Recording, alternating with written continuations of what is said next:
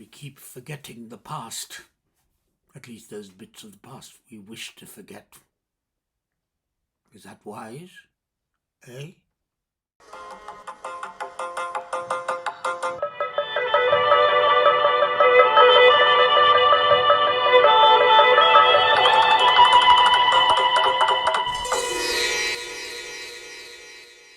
Having navigated the bittersweet celebration of Mother's Day, always for me tinged with sadness, the joyous inebriation of St. Patrick's Day, and having avoided any premonitions associated with the Ides of March, I realise that it's time to tell you about the woefully underreported Mahatma Gandhi statue unveiling ceremony in Parliament Square, London, on Saturday, March the 14th, 2015.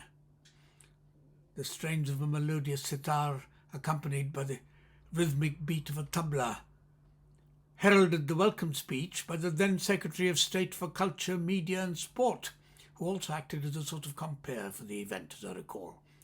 At one happy point he said that as Minister for Sport, he felt that the bond between India and Britain was cemented by our shared love of cricket. Indeed. However, it was probably ungracious of me to wonder whether he thought that the very mention of culture might be elitist and inaccessible to us common people. Or perhaps the minister was too young to understand the shared love of the international language that is English, and the words of Shakespeare, and Rabindranath Tagore, the Nobel laureate for literature, from India, from Bengal, and of course there are so many contemporary writers and thinkers one can think of that include Salman Rushdie, Arundhati Roy, Hanif Qureshi, who share that love. It's a love that is shared in both countries, a love of the language that is English. I mean, after all, that minister did say, bless him, that the tune of an ancient Sanskrit invocation, Raghupati Raghava Rajaram, played and sung with reverence and harmony by some young people from the Bharatiya Vidya Bhavan in Kensington, might just be recognisable to us, the hoi polloi, from the Richard Attenborough film. Also, will somebody please tell our politicians that when seeking to curry favour with us, there is no need for the symbolic utterance of a few words in Hindi, unless they take the time and the trouble to pronounce them correctly and in an easily recognisable fashion. At the very least, shouldn't they avoid the risk of sounding rather patronising or even unnecessarily unctuous? Anyway, there was a splendid speech by the Minister for Finance from the Government of India, and a spirited reading of an excerpt from Gandhiji's The Non-Violent Way to World Peace. The reading was by Amitabh Bachchan, the renowned Bollywood film star of some 200 films. And after that it was time for the unveiling of the magnificent bronze statue, sculpted by the talented Philip Jackson, and inspired by the photograph of Gandhiji on the steps of 10 Downing Street in 1931. I nearly couldn't contain my emotions when I noticed that on the plinth supporting the bronze was inscribed not just Mohandas Karamchand Gandhi, as might have been expected, but Mahatma Gandhi, with the appropriate dates of birth and death, of course. The title of Mahatma, Great Soul, was, if you don't mind my reminding you, first used by Rabindranath Tagore, the Bengali poet I was telling you about earlier. To see it now acknowledged for posterity by Her Majesty's Government of the United Kingdom, as it then was, left me feeling proud to be British and to be of Indian ancestry. There were two final speeches which, for me, apart from the stunning statue itself, constituted the piece de resistance of the morning. The first was a wonderful speech by Prime Minister David Cameron, yes. Well, the best I've ever heard him deliver.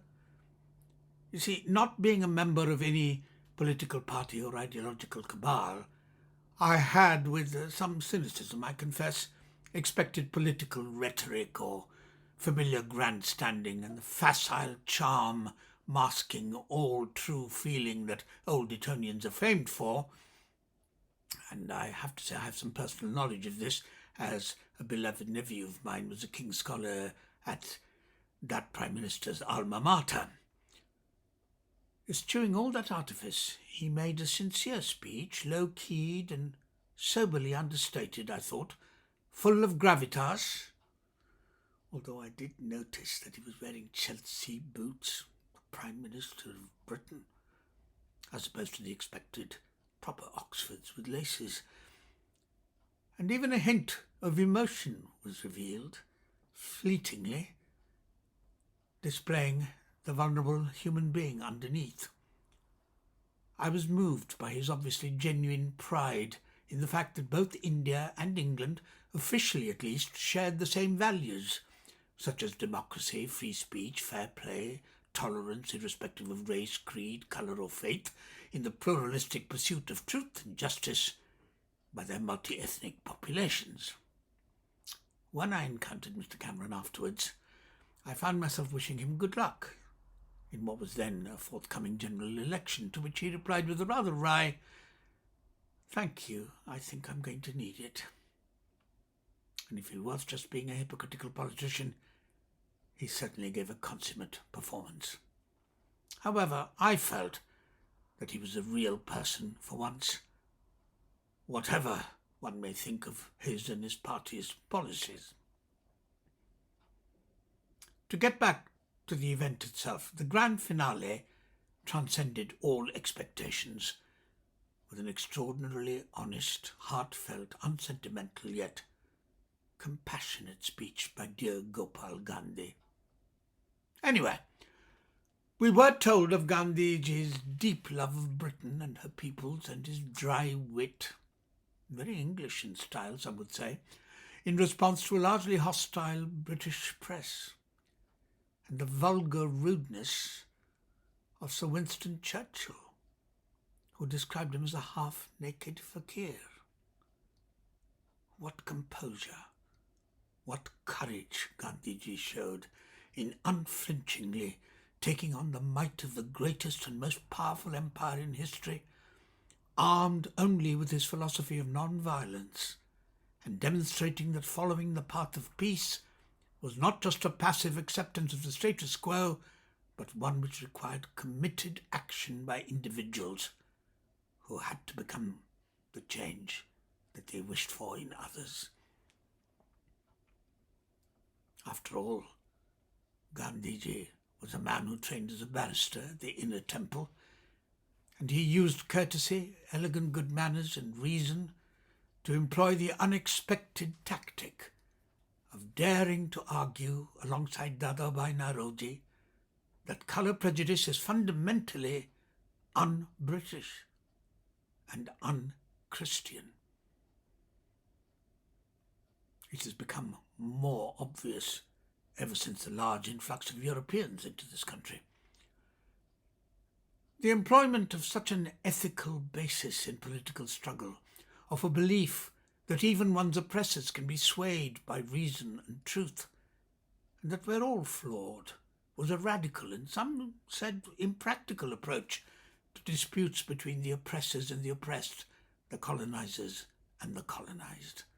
For Gandhiji, the ends never justified the means. While he was walking to a prayer meeting on the 30th of January 1948, Mahatma Gandhi was shot dead by a Hindu nationalist called Nathuram Vinayak Godse. And there are some fundamentalist nationalist groups talking about building a shrine to the assassin, supported by many socialists and progressives, I'm sorry to hear, in the United Kingdom. All because Gandhiji went on a fast in an attempt to stop the mutual killing of thousands of Hindus and Muslims caused by the disastrous, hurried partition of the subcontinent enforced by Balfour and Mountbatten on behalf of the British government of the day, who seemed to believe in the policy of divide and rule, which, as far as I can see, has always served the powerful.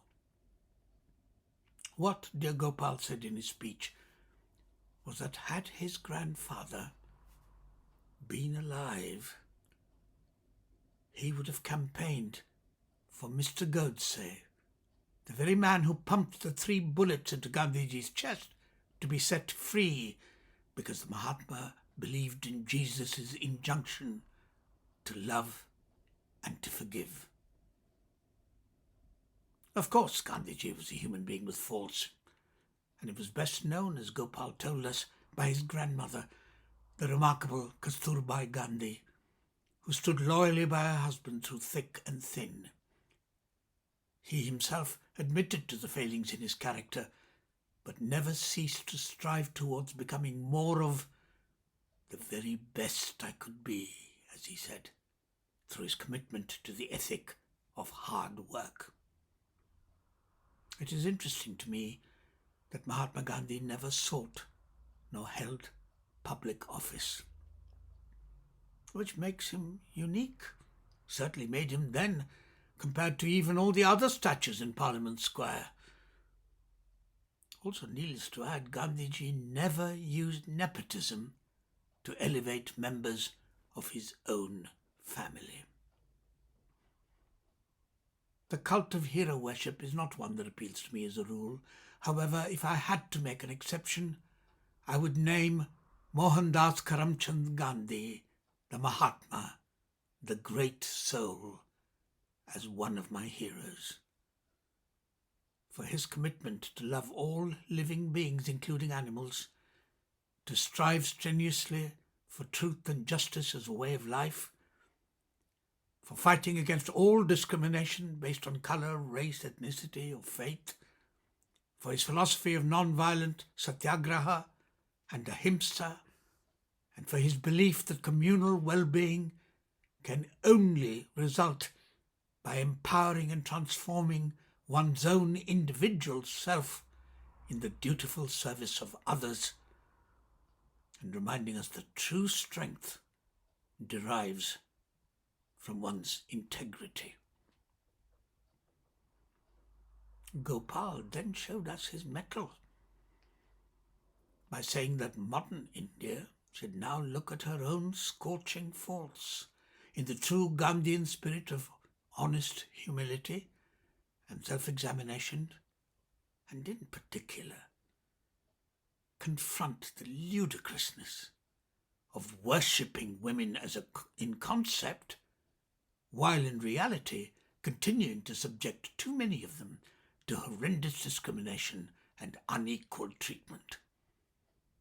I mean, how could one not applaud this sentiment, especially on an occasion to celebrate a Mahatma of the past and to support this exaltation to truth and justice in the present and in the future?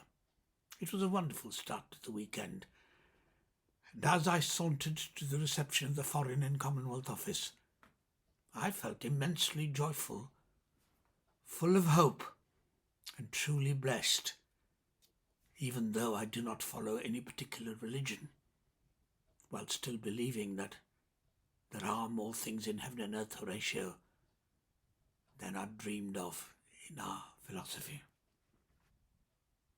It reminds me of those lines in Much Ado About Nothing uttered by Friar Francis, if I recall correctly, that we only prize things, we only know their worth after we've lost them. So yes, I do remember the past. And no, it is not true that being gentle and forgiving and full of love means a passive acceptance of the status quo. So I shall continue to sing for as long as I'm permitted to do so, and I hope that so will all of us. Thank you for listening to me. Goodbye.